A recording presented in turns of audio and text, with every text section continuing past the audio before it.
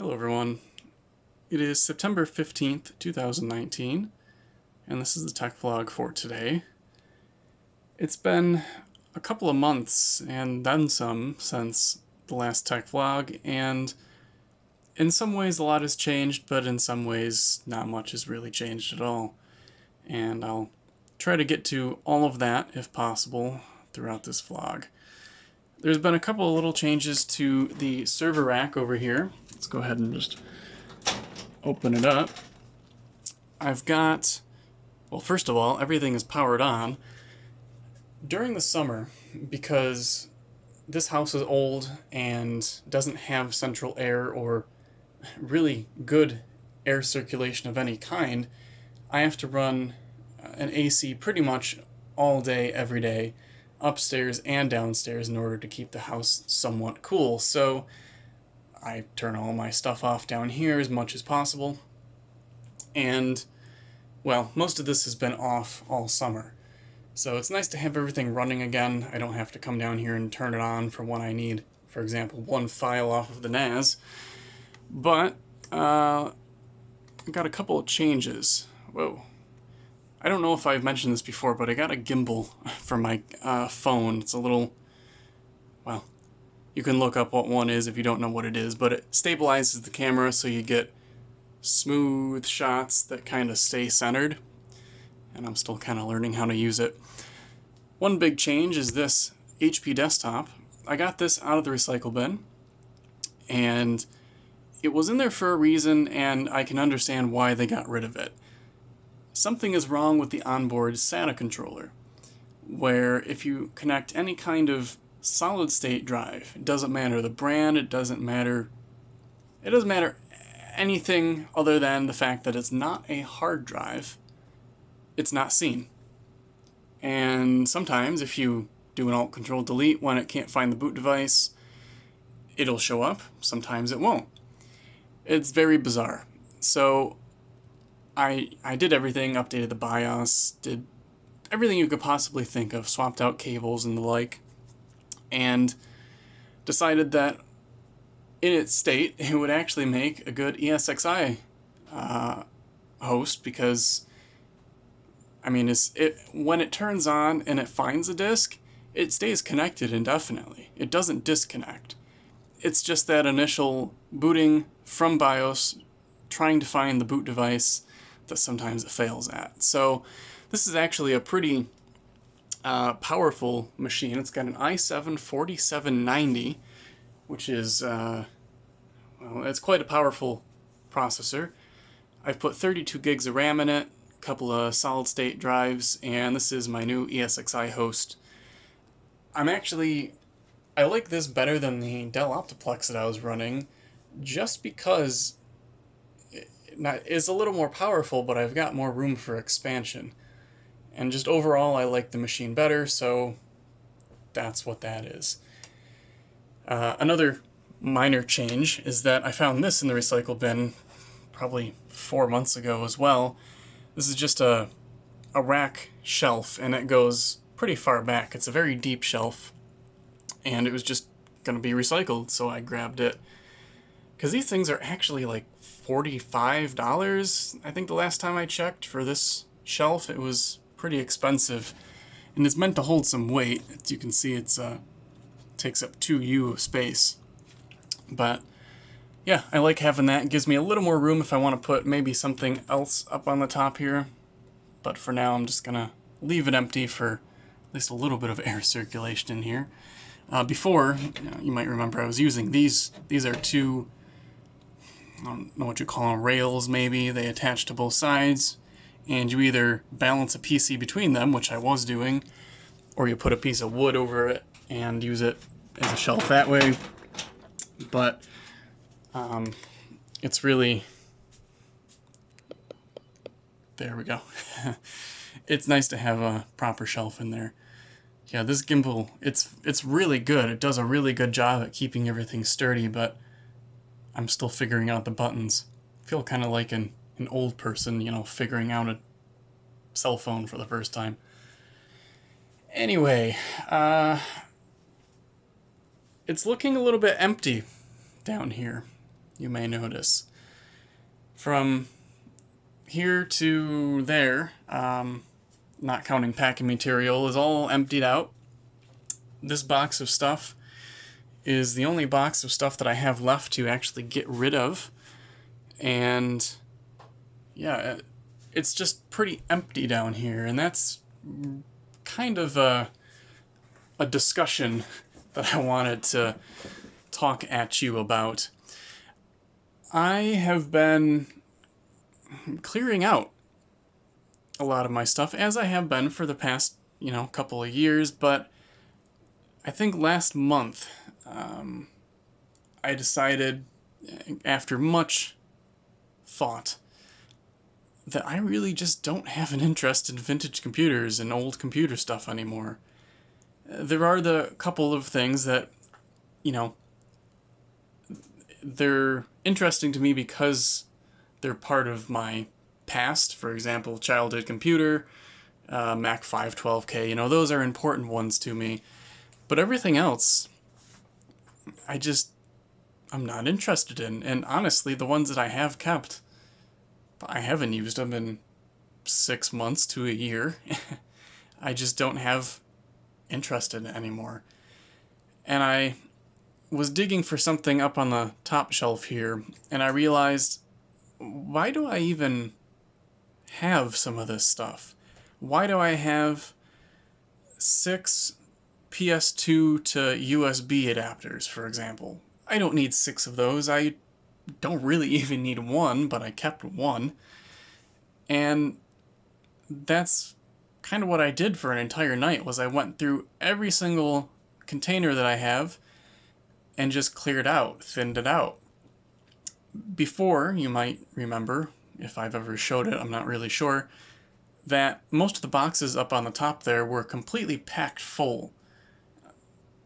I just kept adding things to them, and I'd always find room, but they were always really full. Now, most of them are half to 3/4 full, but they aren't packed. And there are far fewer of them. I got rid of about that many containers of stuff, and there's some other ones over here as well. I'm rolling the chair. That many containers of things, and some of it I sold, some of it I gave away, and a lot of it I ended up recycling, because it's not worth anything. It's not worth the time to try and sell it. I go back to the PS2 to USB adapters because that's just something that came to my mind. Nobody really wants those, and they've got no value, so get rid of them. A lot of I/O, or what are they called? I/O shields? Yeah, for motherboards. I have been ripping them out of computers ever since I started playing with computers and getting rid of the parts that I didn't want. And I had like 40 of them. What am I going to need those for? Why am I keeping them? So I got rid of them, and you get the idea. I cleaned out, and I guess I can actually tell you almost everything that I have now, but most of the stuff that I have, with maybe the exception of 2 bins worth of, 2 of those bins worth of stuff, has nothing to do with old computers. They're parts that I could use today. For example, DVI, VGA cords, SATA cables, video adapters like an HDMI to mini DisplayPort, power supplies. They're all new-ish power supplies. Hard drives, SSDs, all things that I could put in a computer that was made in the past 10 years, I have kept, and most of the other stuff I got rid of. So, yeah, it was a big step for me to take, and I'm sure at some point in the future I will regret it slightly, but I think it's a lot less stress on me to come down here and see all this junk, that really a lot of it is junk, that I'm just holding on to. And getting it out of the way so I have room to go on to my next hobby, which I don't really have yet, was just something that I felt as though I needed to do. So what you see right now is really the extent of it. That's all I've got. And I'm perfectly okay with that. It's just kind of a big step. So that's what's going on there. I won't show you the screen because I got my security camera up right now, but I took the iMac down off the wall. When I had the shelf that was about that height, and I had the iMac mounted above it on the wall, it made sense because there was a shelf. But when I got rid of that shelf after I installed this desk surface, it just looked kind of silly to have the iMac up that high. And I didn't want it there anymore, so I took it down, set it on the desk, and I like it down here. It's nice to have an iMac on the desk again.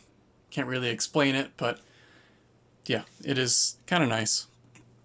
A lot of things I need to sort through and just kind of put away.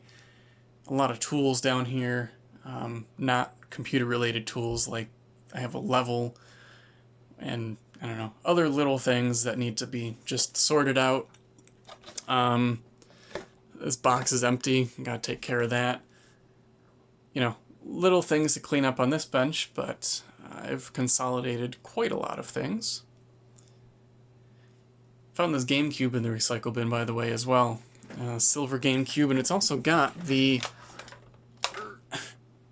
Game Boy, that fell down, the Game Boy game adapter on the bottom of those. I've never actually seen one in person. I've only ever seen the slot on the bottom of the GameCube, so it's kind of a nice find. What else do I have to say? I don't know. But yeah, it's been pretty busy in my life recently, ever since the middle of August, when the summer was kind of coming to an end in terms of the school semester. I had a lot of stuff to finish up as far as projects at work to get ready for the semester, because I do work at a college, and then I'm going back to college. I guess I never really stopped, but I am, continuing this semester.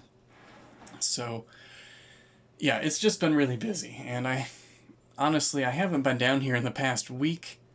I think I come down here about once a week, maybe, and that's about it. Yep. That is about it. I can't honestly remember what I put in the last vlog, so if you got any questions about things that you might see that are missing or have changed, let me know. One last thing. Don't do that. There you go. This is an extremely long shot, and I just haven't bothered to put a feeler out there yet, but this is an old hard drive I got out of an IBM PS2, I think it was like a model 55Z, or a 50Z, something like that. It was a computer that belonged to my friend, and he gave it to me. I don't know, this was many, many years ago. This was like 2006. And I played around with it a lot and eventually recycled the machine because I didn't really think about the fact that I might want it later on when I began to enjoy computers more. But one of the things that I saved out of all the parts that I probably should have saved was this hard drive. I think this interface is called an ESDI or an EDSI. ESDI sounds like the right thing. And I don't think you can connect this to anything other than one of those IBM PS2s that uses the microchannel architecture, I believe is what it's called. I kind of want to have the data back off of this just to kind of relive it. But I don't think an adapter exists for this kind of thing to go from this to IDE. I just don't think that's how it works. So if any of you out there, for the few of you that are first of all watching and second of all watching this far in the video, that might have a way to get data off this, let me know and I'll send you the drive, and I don't know, some cache maybe. Yeah, you can keep the drive. It probably still works. But yeah, I'd like to get the data off this and maybe load it into a VM, since I don't have anything that'll actually run Windows 3.1 anymore. You know, yeah. Let me know if you've got something that might be able to help me out with that. Otherwise, I'll probably keep it for another 10 years and then end up getting rid of it, because what am I going to do with this thing? Anyway, guys, that has been a typical long-winded tech vlog about nothing in particular. Hope you all enjoyed, hope you all are doing well, and I will continue to post things whenever I kind of get the feeling that I want to post something. So that's all for now. Take care, guys. We'll see you in the next tech vlog.